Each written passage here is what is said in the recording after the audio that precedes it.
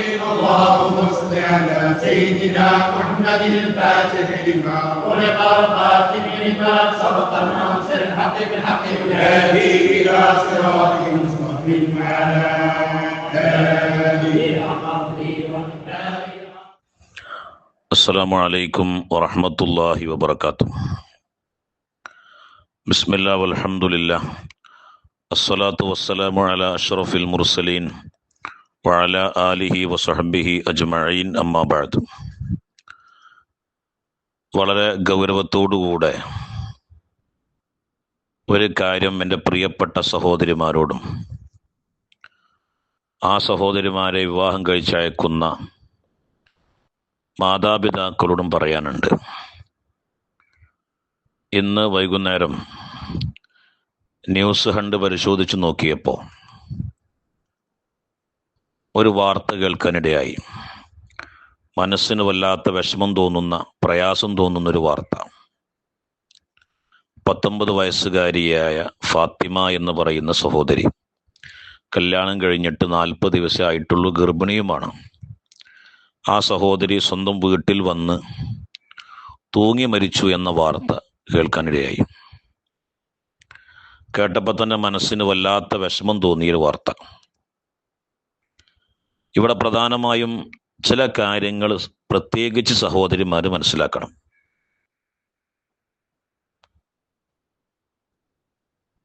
ഈ വാർത്തയിൽ അതിൻ്റെ അവസാന ഭാഗത്ത് പറയുന്നത്, ഈ 40 ദിവസം കൊണ്ട് ഭർത്താവിൻ്റെ വീട്ടിൽ നിന്നുള്ള ശക്തമായ പീഡനങ്ങളും ക്രൂരമായ മർദ്ദനങ്ങളും കാരണമായിട്ടാണ് ആ സഹോദരി മരണപ്പെട്ടത് എന്നും, ഇത്രയും ദിവസമായിട്ടത് ആരോടും പറഞ്ഞില്ല, സ്വന്തം വീട്ടിൽ അറിയിച്ചില്ല. മാത്രമല്ല, മരണപ്പെട്ടതിന് ശേഷം വീട്ടുകാർ സ്വന്തം മകളെ മൊബൈൽ നോക്കിയപ്പോഴാണ് ഈ ക്രൂരമായ പീഡനങ്ങളും പ്രയാസങ്ങളും അവർക്ക് മനസ്സിലായത്.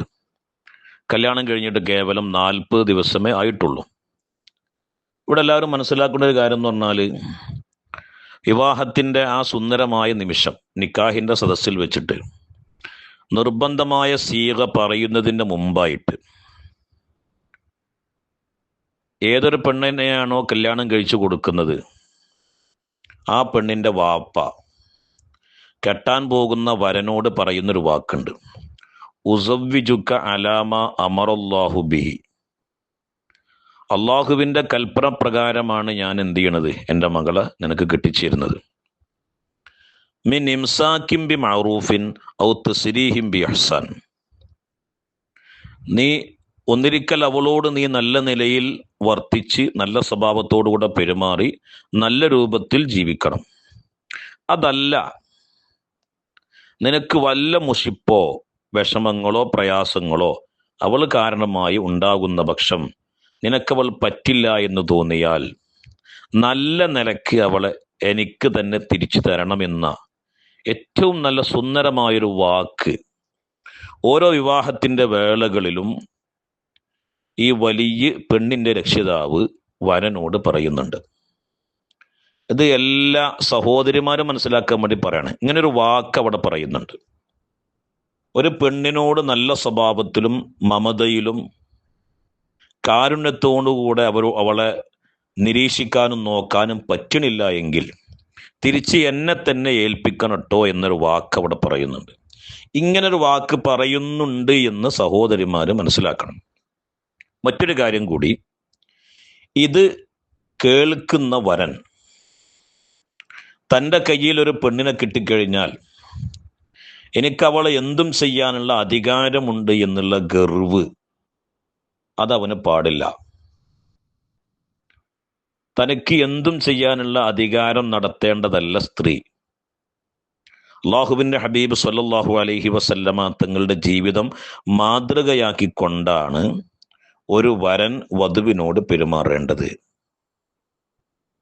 ആ ജീവിതം പഠിച്ചതിന് ശേഷം കല്യാണം കഴിക്കണം. അള്ളാഹുവിൻ്റെ ഹബീബിനെ റോൾ മോഡലാക്കണം. ബഹുമാനപ്പെട്ട അലി റളിയല്ലാഹു അൻഹുവിനെ റോൾ മോഡലാക്കണം.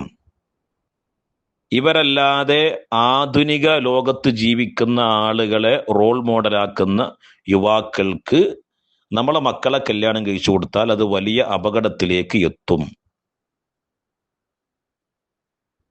പിന്നെ ഇന്നും ഒരു പെണ്ണിനെ സ്വന്തം വീട്ടിലേക്ക് കൊണ്ടുപോകുമ്പോൾ പെണ്ണിനേക്കാൾ കൂടുതൽ സമ്പത്തിന് പ്രാധാന്യം കൊടുക്കുന്ന ആൾക്കാരാണ്.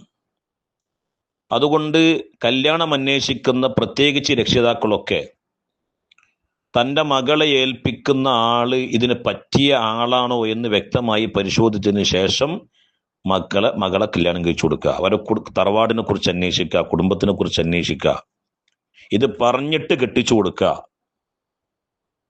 ഈ വിവാഹ നിശ്ചയം എന്നൊക്കെ പറയുമ്പോൾ അത് കുറച്ച് ഇറച്ചിയും പത്തിരിയും അതുപോലെ തന്നെ പിന്നെ ഒരുപാട് ഇസ്രാഫിൻ്റെ അമിതമായ ധനം ചെലവഴിച്ച് വലിയ പരിപാടി ഉണ്ടാക്കിയിട്ട് തിന്ന് പള്ളർക്കാനുള്ളതല്ല നിശ്ചയം. ആ നിശ്ചയത്തിന് വേണ്ട കാര്യങ്ങളൊക്കെ അങ്ങോട്ടും ഇങ്ങോട്ടും പറയാനുള്ളതാണ്. ഇനി മേലിൽ ഈ കുട്ടി അവിടെ ജീവിക്കേണ്ടവളാണ്. അവർക്കൊരു പ്രയാസങ്ങൾ ഉണ്ടാകാൻ പാടില്ല, വിഷമങ്ങൾ ഉണ്ടാകാൻ പാടില്ല. അതൊക്കെ സംസാരിച്ച് ഫിക്സാക്കിയതിന് ശേഷം എന്ത് ചെയ്യുക? മകളെ കല്യാണം കഴിച്ചു കൊടുക്കുക. ഇനി എൻ്റെ വധു സഹോദരിമാരോട് പറയാനുള്ളത്, നിങ്ങളെ ഭർത്താവ് നിങ്ങളെ ഏതെങ്കിലും രൂപത്തിൽ പ്രയാസപ്പെടുത്തുമ്പോൾ നിങ്ങൾക്ക് ആരുമില്ല എന്ന് ആരും മനസ്സിലാക്കരുത്. നിങ്ങൾക്ക് നിങ്ങളെ പിതാവുണ്ട്, നിങ്ങളെ കേൾക്കുന്ന മാതാവുണ്ട്, നിങ്ങളെ ആങ്ങളാരുണ്ട്, നിങ്ങളെ കൂട്ടുകാരുണ്ട്, അല്ലെങ്കിൽ അതിന് പറ്റിയ മഹല്ല് കമ്മിറ്റി ഭാരവാഹികളുണ്ട്, മസ്ലഹത്ത് കമ്മിറ്റിക്കാരുണ്ട്, നിങ്ങൾക്ക് വേണ്ടി എല്ലാ കാര്യവും ചെയ്യുന്ന, നിങ്ങൾ പറഞ്ഞാൽ കേൾക്കുന്ന ആൾക്കാരുണ്ട്. ഭർത്താവിൻ്റെ ഭാഗത്തുനിന്ന് എന്തെങ്കിലും ഒരു ക്രൂരമായ പീഡനം വരുമ്പോൾ അല്ലെങ്കിൽ എന്തെങ്കിലുമൊക്കെ വരുമ്പോൾ ഇനി എനിക്കാരുമില്ല, എൻ്റെ ജീവിതം ആകെ കൊളായി, എൻ്റെ ജീവിതം നശിച്ചുപോയി, ഇനി ഞാനിത് എൻ്റെ വീട്ടിൽ പറഞ്ഞാൽ എനിക്കിതിനേക്കാൾ വഷളത്തരായിരിക്കും, എൻ്റെ കൂട്ടുകാർ കേട്ടാൽ എന്താ വിചാരിക്കുക, എൻ്റെ നാട്ടുകാർ കേട്ടാൽ എന്താ വിചാരിക്കുക. ഒരു ജീവൻ നഷ്ടപ്പെട്ടാണ് പോവുകയാണ്. ജീവന് വലിയ വിലയുണ്ട്. അതുകൊണ്ട് നിങ്ങൾ പറയുന്ന വാക്ക് കേൾക്കാൻ ആളുകളുണ്ട്, അവർ നിങ്ങൾക്ക് വേണ്ട ഉപദേശങ്ങൾ തരാൻ ആളുണ്ട്. ഇനി ആ ഭർത്താവ് അല്ലെങ്കിൽ വേറെ കല്യാണം കഴിക്കാനുള്ള ഓപ്ഷൻ ഇസ്ലാമിലില്ലേ? അപ്പോൾ പരിശുദ്ധ ഇസ്ലാം പറയുന്ന വിഭാവനം ചെയ്യുന്ന രീതി നമ്മൾ മനസ്സിലാക്കണം. ബഹുമാനപ്പെട്ട സലാഹുദ്ദീൻ തങ്ങൾക്ക് ദഖായിഖുൽ ഹഖായിഖ് എന്ന് പറയുന്ന കിതാബുണ്ട്.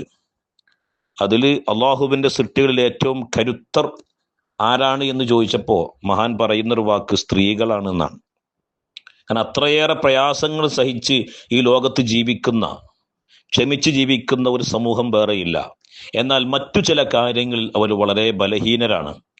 ആ ബലഹീനത്വം നമ്മൾ മനസ്സിലാക്കി, നമ്മളിലുള്ള പോരായ്മകളും വീഴ്ചകളും നമ്മൾ മനസ്സിലാക്കി ക്ഷമിക്കാനും പൊറുക്കാനും തൻ്റെ കാര്യങ്ങൾ ഉമ്മയോടും ബാപ്പയോടും ആങ്ങളയോടൊക്കെ ഷെയർ ചെയ്യാനും സഹോദരിമാർ തയ്യാറായില്ലെങ്കിൽ വലിയ വിപത്തിലേക്കാണ് നമ്മുടെ സമൂഹം ചെന്നെത്തുക. നഊദു ബില്ലാഹ്, അല്ലാഹു സുബ്ഹാനഹു വ തആല നമ്മളെ കാക്കട്ടെ. അതുകൊണ്ട് ചില കാര്യങ്ങൾ രഹസ്യമാക്കി വെക്കുന്ന കാര്യങ്ങളുണ്ട്, അതൊരിക്കലും പരസ്യമാക്കാൻ പാടില്ല. എന്നാൽ ചില കാര്യങ്ങൾ പരസ്യമാക്കേണ്ടതുണ്ട്. അതെങ്ങാനും രഹസ്യമാക്കി വെച്ചാൽ ജീവൻ തന്നെ നമുക്ക് കൊടുക്കേണ്ടി വരും. അതുകൊണ്ട് പ്രത്യേകിച്ച് എൻ്റെ ശബ്ദം കേൾക്കുന്ന മാതാപിതാക്കളും വധുക്കളും വരന്മാരും എൻ്റെ ഈ വാക്ക് പ്രത്യേകമായി ശ്രദ്ധിക്കുക. നമ്മുടെ ജീവിതം ഒന്നേ ഉള്ളൂ. ഒരാളെയും വേദനിപ്പിക്കാതെ, അള്ളാഹു പടച്ച ഒരാളെയും വിഷമിപ്പിക്കാതെ നല്ല രൂപത്തിൽ ജീവിച്ച് അള്ളാഹുവിൻ്റെ കോടതിയിൽ അള്ളാഹു ഇഷ്ടപ്പെട്ട അടിമയായി നമുക്ക് സ്വർഗത്തിൽ പോകേണ്ടവരാണ്. അള്ളാഹു സുബ്ഹാനഹു വ തആല നമുക്ക് തൗഫീഖ് ചെയ്യട്ടെ. റബ്ബനാ തഖബ്ബൽ മിന്നാ ഇന്നക അൻതസ് സമീഉൽ അലീം. അസ്സലാമു അലൈക്കും വറഹ്മത്തുള്ളാഹി വബറകാതുഹു.